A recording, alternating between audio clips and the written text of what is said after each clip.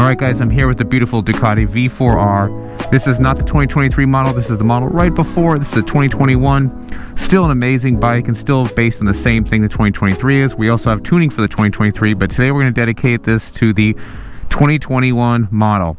Now the bike itself is just under 1,000 cc's, and they did this on purpose. The V4 standard model is actually 1,103 cc's, so this actually has less displacement, and that's in order to make sure this bike qualifies for World Superbike. World Superbike is when they race these bikes, there's certain regulations they have to meet.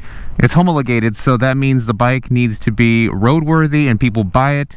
Otherwise, it can't compete in World Superbike at all. And because of that, they put a lot of cool stuff into this thing just to make it more of a race bike than the V4 itself. And I'll go over that in a second here. Excited to ride this bike, and we're dealing with the Acura slip on this particular model, which is a great slip-on system. They work directly with Ducati on this. This bike also sports other cool goodies like the STM dry clutch, has Öhlins for the suspension, and for the anchors we have Brembo. It is a very good setup bike from the factory. We even have Marcassini forged wheels, forged aluminum wheels on this thing, and a litany of carbon that comes on it from the factory. The bike itself weighs a little over 400 pounds wet, which amazing weight on this thing as well. And the cluster electronics remind me of exactly of a V4 basically on this model itself. And we also have the slide control, which wasn't standard in 2018 or 2019 when the V4R came out, or maybe it might have been in 2019 when it came out. I'll correct it on the screen if I don't know what I'm talking about. But the V4R itself, amazing platform. This is race oriented for the track. This is not really meant for the street. People do street it, and it is a street bike, but this is more track oriented, and I'm going to go over that right now with you guys.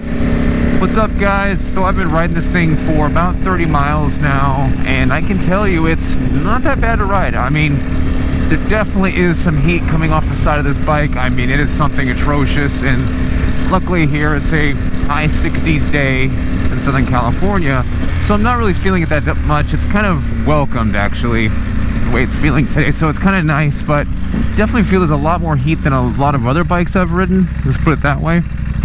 The actual bike itself on the freeway, for example, it feels a little, I don't know, a little labored when you're trying to pass another car. And that all goes into this Ducati V4R, and what it's really, the purpose of this bike is not for cruising in traffic, it's not for going to Starbucks, it's not for doing this kind of thing, even though it does it pretty well. This thing is a track specialist. This is what this thing is for. Unlike the V4, which is kind of meant for everything. I like the V4 because we have this crazy amount of torque. It doesn't feel sluggish. Like this bike just feels like it is labored getting around another car on the freeway. I really got to kind of wring its neck to do it. Whereas the V4, it does it so effortlessly. And I'll kind of go into why the V4R feels like that versus the V4, even though this bike costs almost twice as much as the standard V4. The dry clutch feels pretty good, to be honest with you, getting in and out of traffic or just getting on and off. From first gear, it's not bad, honestly. It feels better than the wet clutch, the wet V4 clutch, for example. Well, it'll kind of buck a bit if you really kind of give it the beans. The trade-off for that is, while I do like the clutch and it does give you a better takeoff, it doesn't last very long. I mean, I've seen a few thousand miles in these clutch and they really give out, let's put it that way. The overall power of this bike, let's put it in first gear here. I don't even think I'll be able to lift the tire up. Let's see. Oh, there it goes. So it will lift the tire up, but let's see, second gear. Oh, it'll lift the tire up too. I'm trying not to go too fast here. And this is 100% stock mapping right here. So there's no up map on this. There's nothing except what the bike came with from the factory. Nothing to complement the slip-on that we have on here right now. We figured that's probably the best way to handle this, because if we're going to do testing with the Acura mapping, which is a map that the cost of entry for that's at least a few $1,000s, at some point over $8,000 for the new 23s, for example. It feels like a thing that people may not get, so we wanted to get something that everyone starts with. That's the stock mapping. And I'll go over, like I said before on the dyno, what the up map does versus our map versus the stock map, so we'll do everything. And about the Ducati in general, just riding this thing, Ducati always have like this race feel to it, which is great. Don't get me wrong, when you're cruising it's not great. So we got a lot of heat between my legs right now, which I've already explained. But we've also got like a kind of a jerky throttle down low. This definitely needs throttle spacers. Shout out to my guy in it's throttlespacers.com, I think, but he's in Santa Barbara, who made the throttle spacers, and it gets rid of this slack. I hate this slack in the throttle, but he has an amazing product. It's like 20 bucks or 30 bucks or something, and it gets rid of that slack, which I hate. BMW doesn't have it. No one else really has it, just Ducati. And the seating position makes me feel like I'm doing a push-up half the time. It's real work. Like, you ride this bike for a couple hours, like, you're putting in work. It's definitely something you're gonna feel the next day or that night.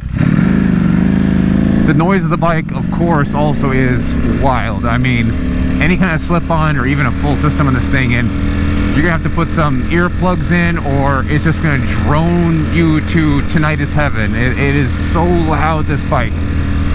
But in racing situations, it sounds amazing and adds to the entire experience of riding it. So I can see both ends of this and why Ducati does certain things that they do. They're more race oriented than most other brands, and you'll see, like, even on this bike, it has pit here instead of like a handlebar warmer. Well, I think pit's more important than handlebar warmer. That's what Ducati's saying. What's this guy doing? Come on now.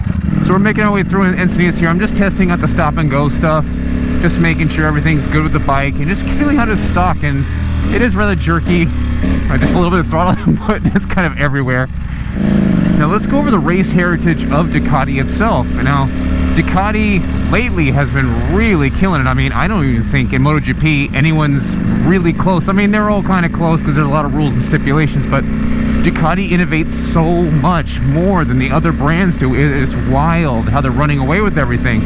Even on this bike, it gets that trickle-down effect from MotoGP or World Superbike, and we're talking about the crankshaft counter spins the rotation of the tires, and that reduces the gyroscopic effect of the wheels themselves in order to give you more flickability in the bike. That's pretty amazing in of itself. I got a little Mac right here. Now this bike claims 200 and I think it's 236 horsepower with the race pipe that they have and flashing. But Ducatis, they for some reason become really lackluster, and we'll show you that on the dyno when it comes to the power. They make these crazy claims about crank horsepower, and then when it comes to dyno, you get a little bit disappointed. As per, like, my M1000RR is claimed to be 205 horsepower, but on the dyno, the thing made 204 wheel horsepower, not crank, wheel horsepower. So we'll see where this thing gets as well. So now we've done the slow stuff. I think it's time we get over to the top end stuff where this bike really is supposed to feel at home. Alright guys, I am in some stop and go on the way to the top end stuff, and man, this bike is not fun to ride. It is so hot. So it's big time hot, and this is not exactly the hottest day either. I can't even imagine in a 90 degree or 100 degree day. Like this would be absolute torture. It's jerky on the bottom end, like way jerky, and it's so hot. I can't even get over how hot it is. Anyway, just wanted to kind of throw that at you guys real quick while I'm riding over here to this spot. The traffic is helping me determine if this bike is even worth. Alright, made to some turns. Now this thing is where it really, really shines. Brakes are amazing. Brakes are amazing. Shifter needs a little bit of work. It's very touchy, this shifter. Downshifting doesn't feel great either. It feels like there's kind of some kind of sluggish thing going on if you're in the mid-range. The top end downshifting does feel good though, more past like 12,000 RPM, for example. There's no end to the RPM on this thing. I mean, you don't hit the limiter. It's great. Tip in, very good. Decel, very good. I have the engine braking turned up on this mode. Low speed stuff in the corner, feeling good. Yep, tip in is good too.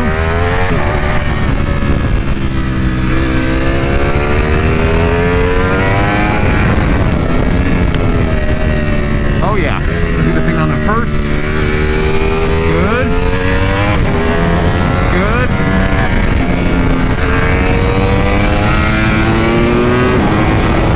There's so much power in this bike at the top end.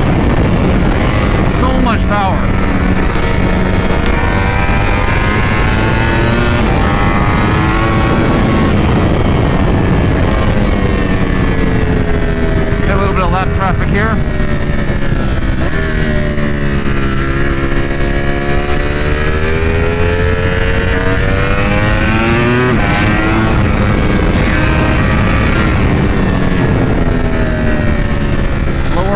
stuff. It's decent coming on the corners.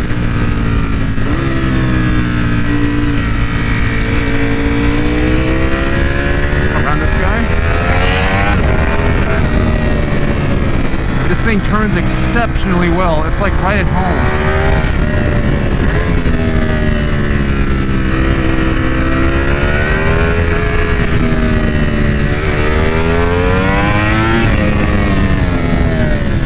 Well, this thing definitely lives up to its name of the R. I mean, it is so much fun above 10,000 RPMs. It's ridiculous.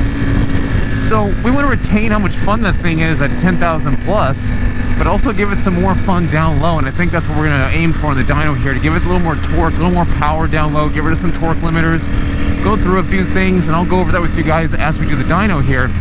But I think what it's time for right now is the 60 through 130. So let's see how she did. Alright guys, here with the stock V4R, here to test the 60 through 130. Let's see what she does stock. Alright, here we go, 60 through 130, V4R stock.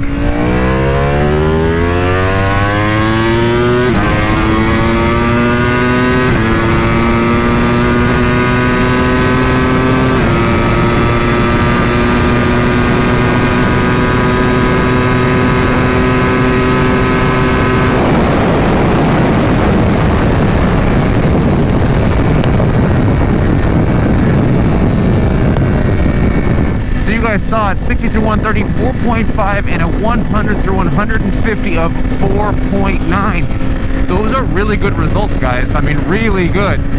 Usually bikes that are brand new these days have so many throttle restrictions, you can't even get them in a 4 60 through 130, and that's at a second gear start, which isn't optimal for a 60 through 130. You should be doing first gear. The reason we do second gear is because I want to show you guys partially also what we do in the mid-range. So not only just the top end stuff, but mid-range as well. It's all important for the entire sweep of the RPM, so that's why we do a second gear hit on these 60 through 130 passes.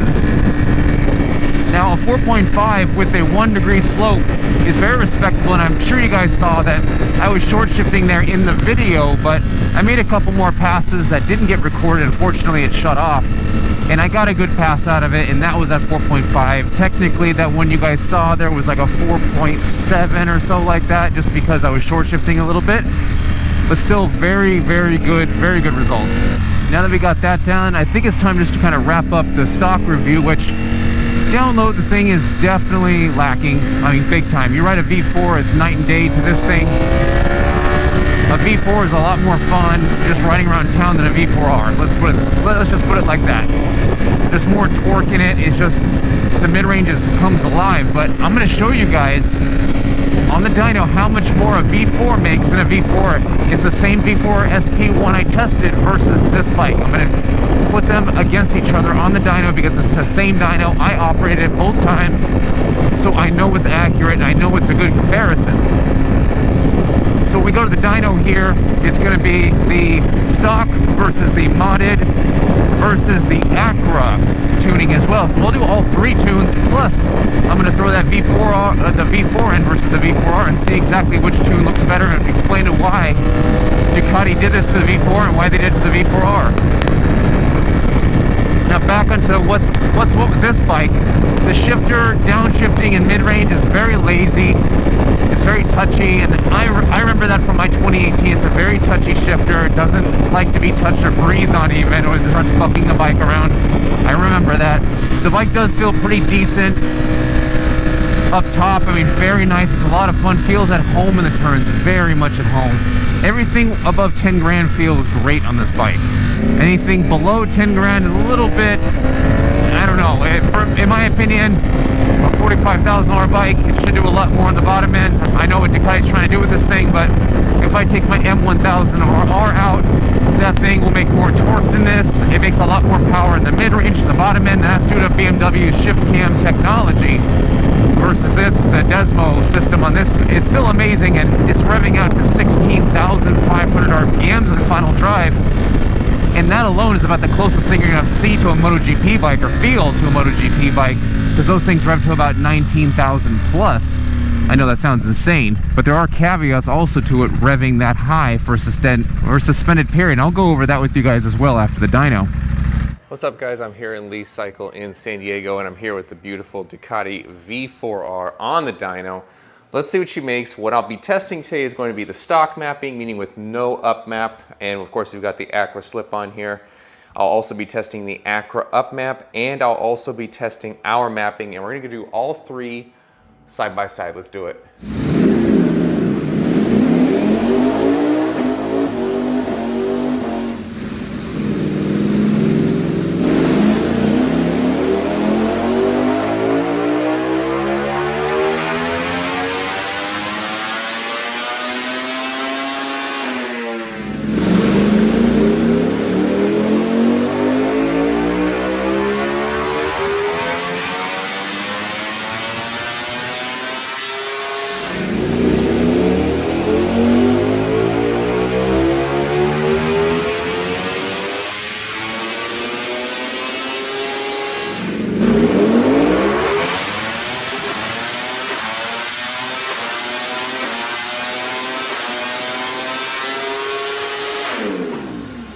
All right, wrapped up tuning the V4. Let's see those results.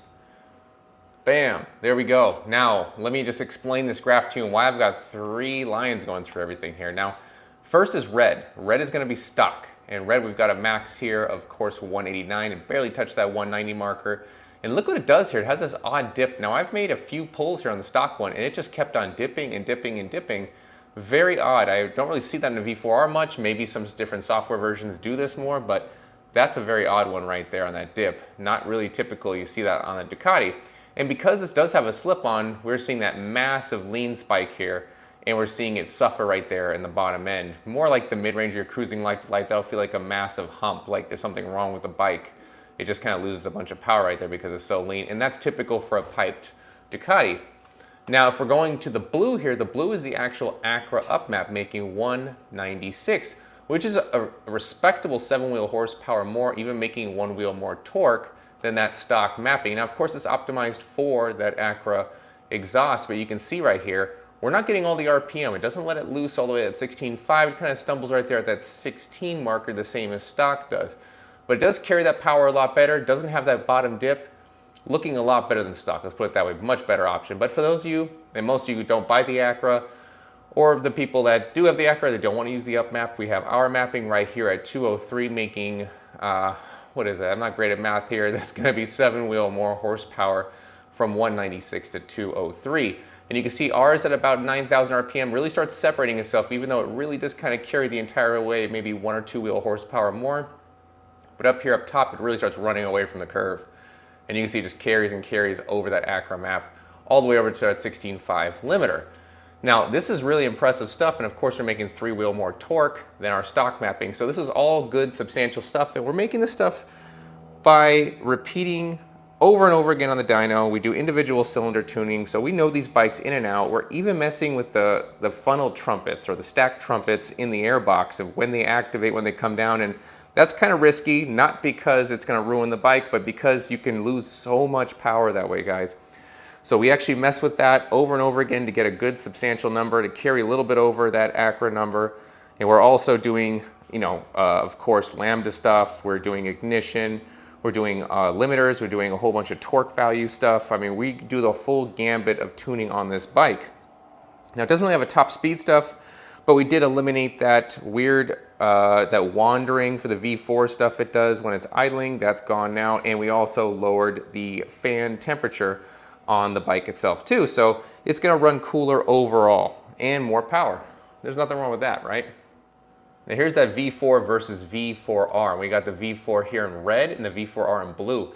Now you see that V4 is making 30 wheel more horsepower in the mid-range, 20 wheel more torque, and up top we're about 6 more wheel horsepower. And you're probably sitting there going, well, why would you ever get a V4R? Well, the V4R carries its power further and longer. The power band is substantially longer than the standard V4 here.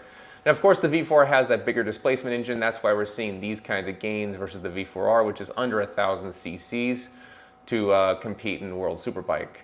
Now, in an actual track setting, the V4 is going to stomp the V4. It's going to completely stomp. But light to light, or you're streeting a bike, I would prefer a V4. It's a lot more torque, it's a lot more fun. This thing is really light in the front end when you're just riding around. It's a blast. Whereas the V4R at the track is an absolute monster. And I think if you race these things side by side in a 60 roll, you're gonna see that V4R just cruise right around that V4 up top, because it's got this such a wide power band, just carries in this plateau up top here. Whereas the V4R just hits a number, then stops, hits a number, then stops. This just carries it the entire way. So now that I showed you guys the comparison and we did the before and after here on the V4R, it's time to take her out and see what she does. Let's do it.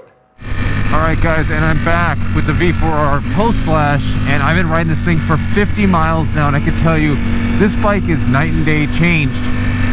I was going through traffic, and now it's not as jerky anymore. It's definitely rideable. It's not like it wants to throw me off the bike every single time I twist the throttle a little bit at low speed. And that mid-range is so much better now. So much better. It really kind of livens this bike up so much. I mean, it's kind of impressive. Even though in the dyno we saw only a little bit in the mid-range we gained with a little bit of power and torque, there's so much more power in this bike. It's hard to describe. I mean, it's everywhere. And that was just mid-range stuff right there. I barely got to the top end. Just to show you guys, I can barely keep the tire down in first and second now. So amazing improvements in how smooth the throttle is, and the power delivery, so linear now. There's no gaps, there's no hiccups, there's no stuttering. It's all the power, all there whenever you want it.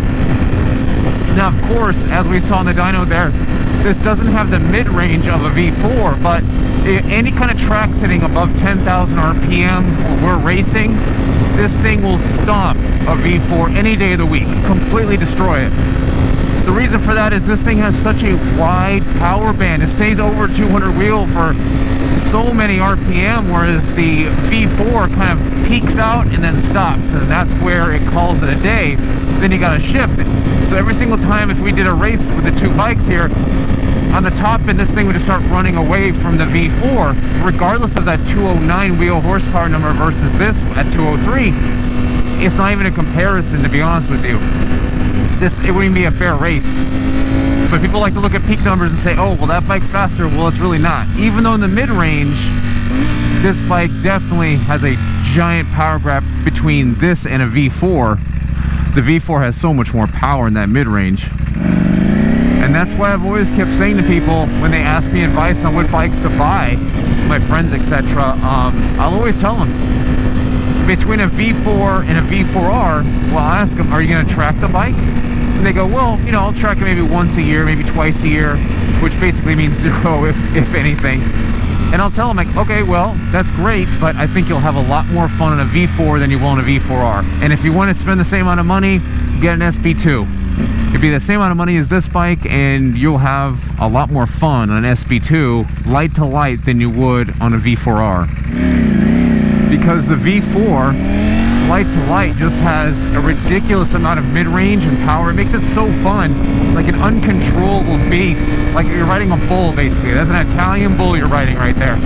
Coincidentally, Lamborghini and Ducati are both owned by Volkswagen, so they're kind of in the same group. It makes sense. So the cooling on the bike, I'm definitely still very hot on this bike, but the bike itself, the engine is a little bit cooler than it would be with the stock Flash, and that's because we've changed the fueling and we've changed the fan on temperatures. That really does help with the cooling. And this downshifting now, so much better. It used to have so much of a lag on it, and that's also another thing we fixed from that. The bike has a lot of great mid-range now for a V4R, and a lot of great bottom end for a V4R. I mean, you guys saw me. I mean, this thing just lifting the tire up everywhere at this point.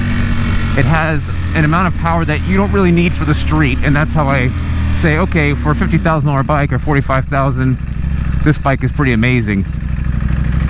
And some of you may have been disappointed by the numbers that you saw there with that 203. And there's nothing wrong with 203 on this bike, honestly. We're starting the dyno. We did a bunch of R&D on the 23s now. The 23s are making over 210.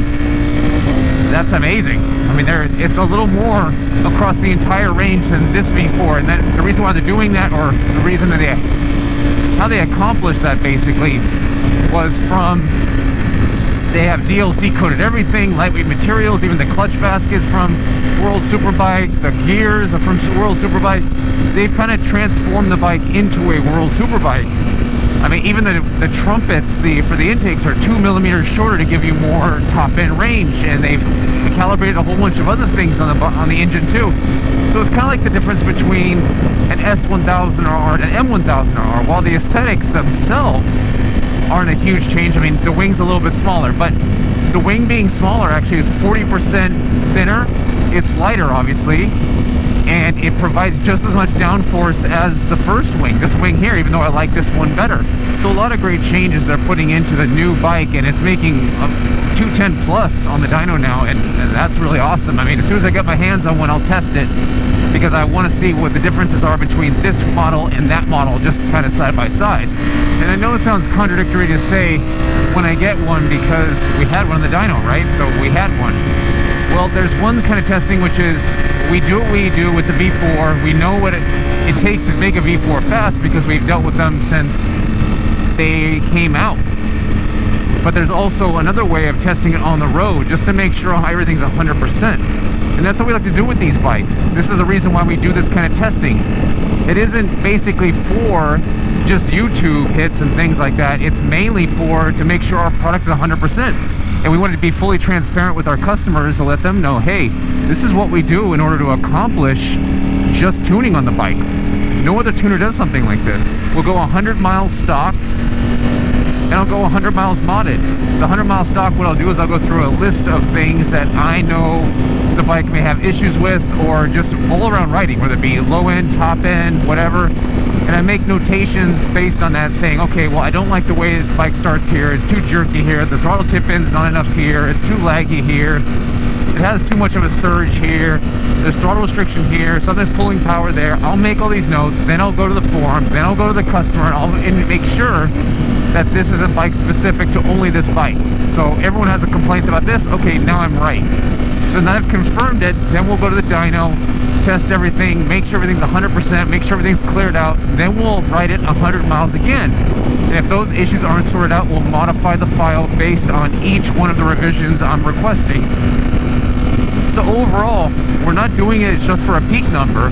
Of course, we want a peak number, and we want to do it safely on the bike, which we've done on so many bikes. We've tuned thousands of bikes. But we want to make sure not only is it just safe and just a peak number, but getting to that peak number, cruising, and all around better riding experience. That's where our goal is here, and that's what separates us from the competition. So what I'm going to do now is I'm going to take this bike over to the top end stuff and really kind of ring her out and see exactly what she can do and see how that differs from stock. Alright, made it over here to top end stuff. I can already tell a vast difference in the mid and bottom range, just like I said before. Just so much more to this bike. It kind of complements everything else that's amazing, whereas the turning, shifting in corners, amazing. Yep.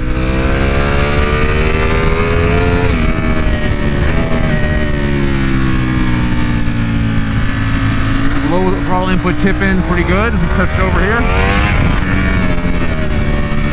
Oh, it's getting a little sideways. So low throttle input here. Yep, good.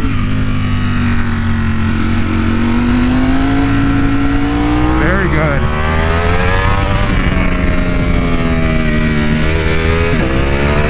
Very good.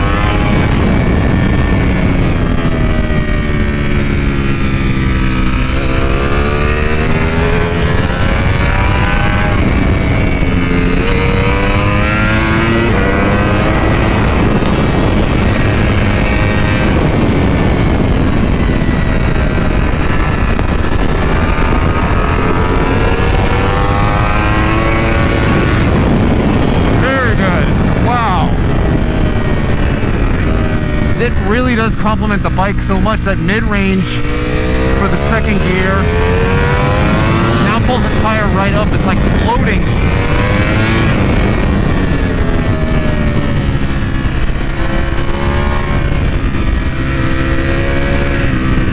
Oh, so much fun, man.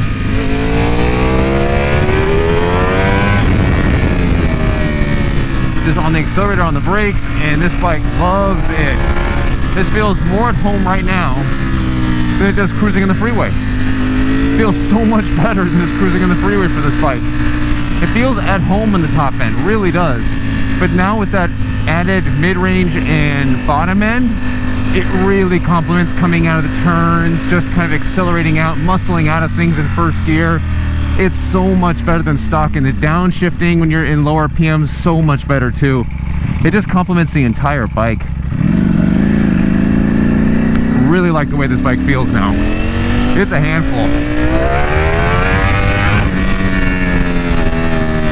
So now we got the top end stuff down, let's go ahead and confirm this with a 60 through 130 post flash. All right guys, here with the V4R, ready to do the post flash 60 through 130. Let's get it. All right, second gear start, let's go.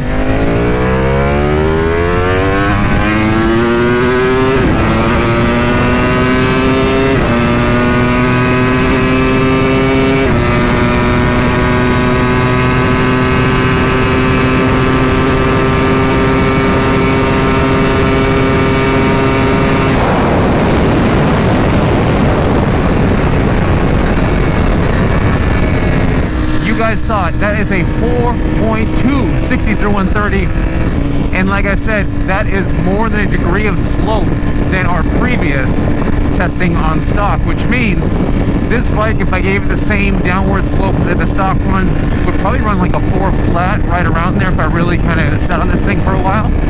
But that was the first try. I usually just give the benefit of the doubt to the pre-flash rather than the post-flash, because I like to show people realistic numbers rather than me just, you know, doing one try stock and then a million tries after just to try and get that 1/10 of a second. No, I mean, a 3/10 of a second, 4.2 to 4.5 is amazing, but not only that, a 4.3 100 through 150 versus 4.9 stock. So 4.3 to 4.9, that's 0.6 of a second, and that's just top end. So that tells us not only is the flash working for the mid-range, but it's working big for the top end too. I mean, this is just amazing overall. So we're doing much better than we were stock. So what we have in the end is a very nice broad power band. And that's what you want in a track setting, especially for a bike like this, the V4R. The broader the power band means less shifting at the track.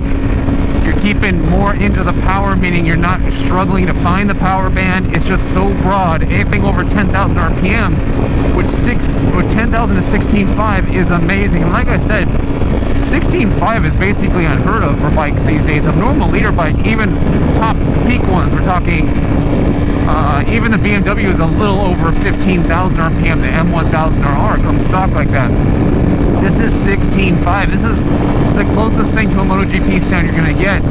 But with that 16.5 comes different things. The maintenance schedule in Ducati is absolutely ridiculous. The V4R, for example, if you just track this bike and that's all you did, you just took it to the track and you never rode the street ever, they recommend every 1,500 miles that you switch out piston rings, bearings, your pistons themselves, the clutch basket. I mean, everything basically has to be torn apart on this bike and replaced. It's not cheap to own one of these things, but then again, I've known people that have put 10,000 miles in these bikes, mixed track days, things like that, and they have not rebuilt the bike too. So, I mean, maybe it's just a safety precaution. They say to do it every 1,500 track miles, but I haven't seen anyone actually adhere to that myself. So let's go over everything here. Power, check. We definitely got a lot of power, and that's just me rolling into the throttle. Not even 100% throttle, by the way. We have smoother shifting all across the entire range, where that downshifting was so laggy stock. Now it just kind of, it feels perfect. More power in the bottom and mid-range, not just the top end. It kind of complements everything. The power is nice and linear. There's no jerkiness. The throttle's smooth. Even when low-speed cornering coming out of the corner, the throttle is not as touchy, thanks to that fueling and a few other things that we did. The cooling is definitely a lot better on the bike, even though my legs are still burning on this thing. The engine is a little bit cooler, and that saves the engine a little bit more, or just that much more. We've got a wider power band now. I mean, the list just goes on and on with the stuff that we've done with this bike. I mean, even just idling, we've worked on just the idle. Oh, got a fire truck here. Anyway, we worked on just the idle itself, meaning, you see that nice steady idle right there? it's not just kind of, what do they call it, surging. It's not surging like you see on a typical V4 V4R with the slip-on. That's also, again, thanks to our tuning. We go that far with it, guys, where we don't like an idle, we change the idle. We aren't just about peak numbers here, we're about the entire riding experience, and this has been improved all around for the better. So much better bike. I think that's going to wrap up our review for the V4R this time, and if anyone has a 23 V4R, I'll be looking for it because I want to review one. I want to compare it to this bike. I want to compare it to the Dyno, on the same dyno, same everything. So if any of you have one, let us know. We can get you a deal. But other than that, I'll see you guys in the next one.